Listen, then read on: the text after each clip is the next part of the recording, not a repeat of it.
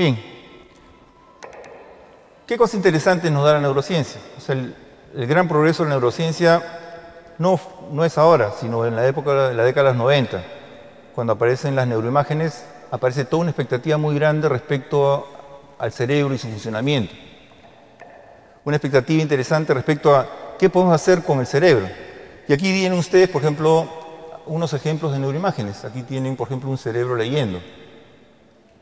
Entonces uno puede ver el cerebro en una determinada actividad. Y eso generó toda una dinámica y un movimiento alrededor de las neurociencias y una expectativa interesante. Pero que quede claro que hay cosas de neurociencia que son aplicables a la educación y hay cosas que no son aplicables a la educación, ¿no? Entonces la tarea interesante está en coger aquellas cosas que son aplicables de aquellas cosas que no son aplicables. Entonces, cuando hablamos de neuroeducación, ¿qué hablamos? Hablamos obviamente de educación con todas sus estrategias y herramientas para poder transformar y transmitir conductas que permitan a ese alumno lograr sus potenciales e integrarse en una sociedad. Está la psicología, que entró muy fuerte, ¿no? No dirán que la psicología no se ha convertido en una herramienta importantísima en su trabajo. Pues bien, ahora tiene oportunidad de tener una herramienta adicional que es la neurociencia dentro del tema del aprendizaje. Y es un poco lo que vamos a ver ahora para que ustedes tengan, así como la psicología como plataforma, van a tener a la neurociencia como una herramienta interesante. Y lo más bonito de la neurociencia es que está en construcción, por lo tanto, lo que puede ser ahora seguirá evolucionando y será mejor mañana. Vamos, hay un profesor de ciencias naturales por acá, ¿no? Vamos a hacer un repaso de nuestras clases de biología y ciencias naturales, ¿no? El cerebro está formado por aproximadamente unas 100.000 millones de neuronas. Y cada neurona es capaz de hacer 10.000 conexiones sinápticas. Así que hagan sus cuentas para que vean la cantidad de conexiones e interrelaciones que se pueden dar entre las neuronas. Además, acompañan estas famosas células gliales, que son las que mantienen a las neuronas y apoyan a todo el proceso de la transmisión nerviosa. El cerebro ocupa el 2% de nuestra masa corporal. Por lo tanto, imagínense la cantidad de energía que consume esa masa corporal del cuerpo, que vamos a verla en un rato. Y hay cientos de trillones de conexiones sinápticas.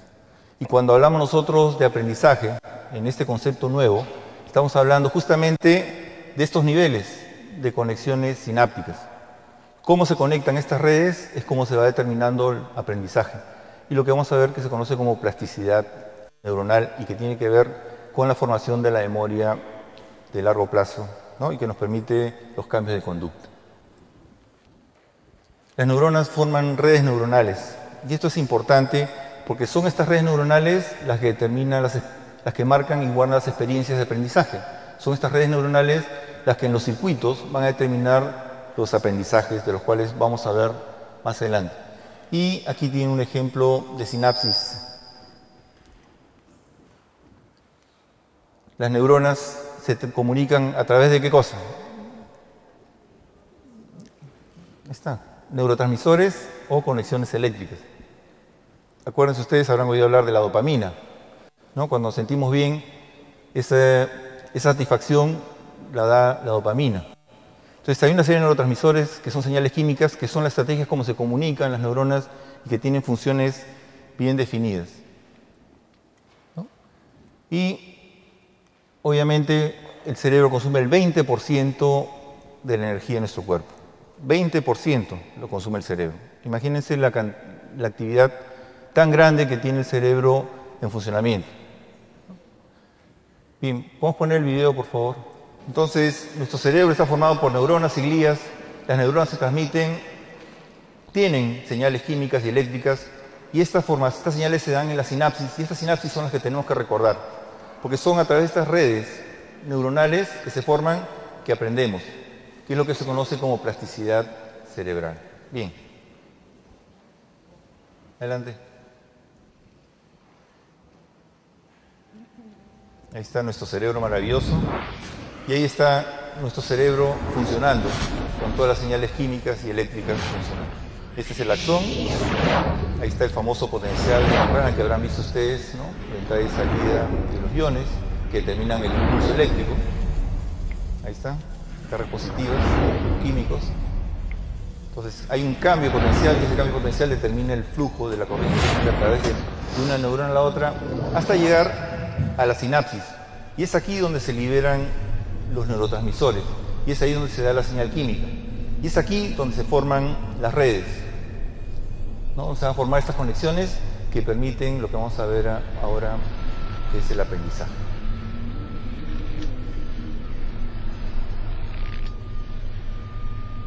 Entonces los neurotransmisores activan los receptores y estos cambian la polaridad y se va transmitiendo el impulso. Entonces se van generando redes para los diferentes aprendizajes que vamos generando. Entonces, cuando hablamos de aprendizaje, la pregunta es, ¿cómo aprendemos? Y hemos visto que nuestro cerebro, nosotros dejamos de aprender en algún momento de nuestra vida, ¿no? No, yo creo que ahora nos queda claro que nuestro cerebro sigue siendo plástico hasta que nos llaman al otro espacio, ¿no? Hasta que morimos. O sea, eso es lo interesante. ¿Seguimos produciendo células nerviosas o no? ¿O nacemos con el número de neuronas y ahí quedamos? ¿No? Eso ya es un mito, por ejemplo. Nosotros producimos células nerviosas y las producimos en regiones interesantes que tienen que ver con la memoria, que es una estructura del cerebro que tiene una forma como el caballito de mar que se llama hipocampo y que permite mantener esa memoria de los eventos nuevos, un nuevo aprendizaje. Entonces nosotros vamos produciendo células nerviosas toda nuestra vida. Claro, con menos eficiencia con la edad, pero seguimos produciendo.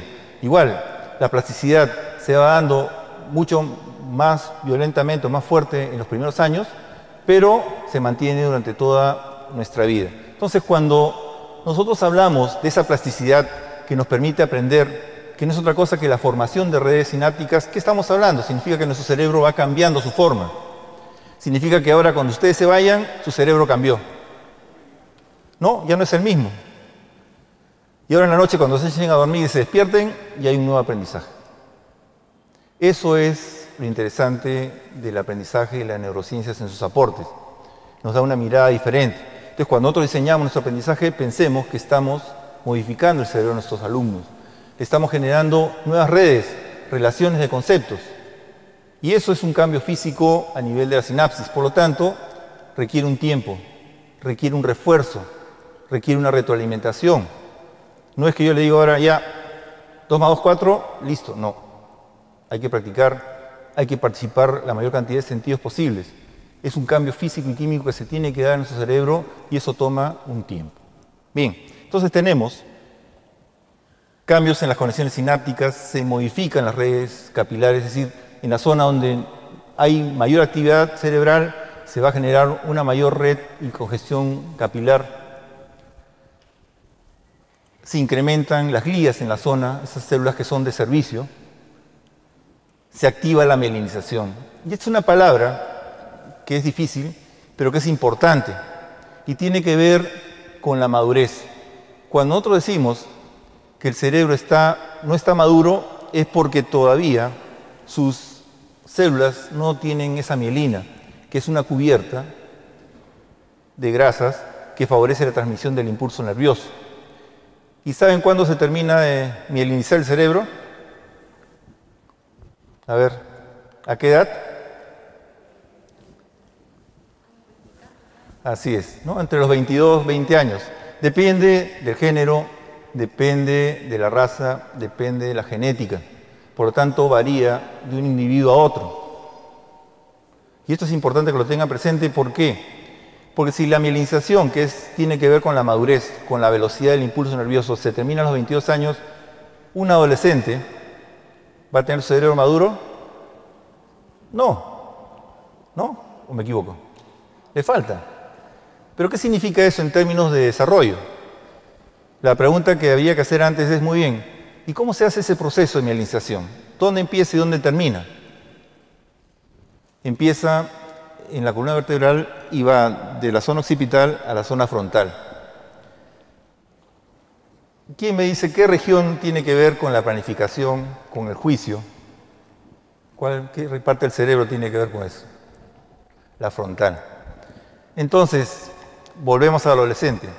Si el adolescente no ha llegado a terminar su madurez, por lo tanto la parte prefrontal no está todavía madura, va a tener la capacidad frente a las emociones que le toca vivir un juicio claro, o le va a tomar tiempo y le va a costar tomar decisiones.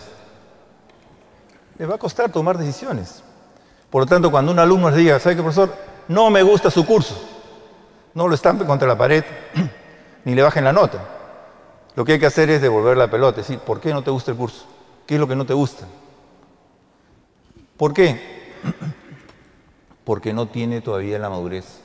Entonces le cuesta el proceso, le es más lento la reacción.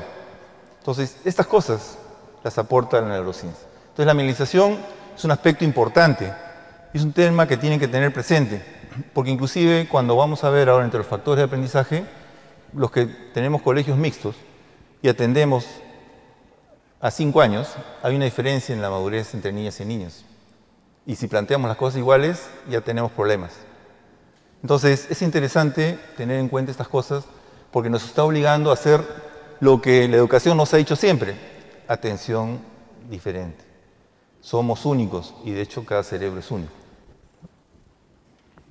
Y bueno, y el tema de la plasticidad del aprendizaje favorece la neurogénesis, que le decía yo, la generación de nuevas neuronas. Nosotros seguimos produciendo neuronas toda nuestra vida. Y eso es un aliciente, sobre todo para los mayores, ¿no es cierto? Porque eso nos da una idea de que podemos seguir aprendiendo y además seguimos generando nuevas células cerebrales.